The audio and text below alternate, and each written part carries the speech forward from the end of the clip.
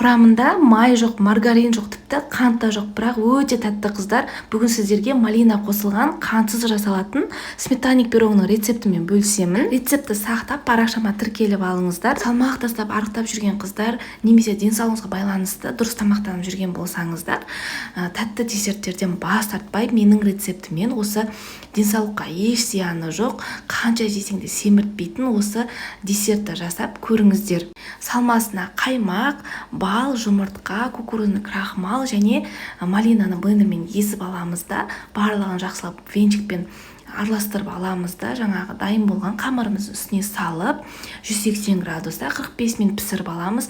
Барлығы табиғи өнімдерден тұрады, денсаулыққа еш зияны жоқ. Мінекей қыздар, қараңыздаршы, өте әдемі пирогымыз дайын болады. Құрамында май, маргарин, қан жоқ деп ешкім айтпайды. Кәдімгі классикалық десерттен еш айырмашылық жоқ. Өте тәтті қыздар, сақтап қойыңыздар. Егер жасап жатсаңыздар, ас болсын.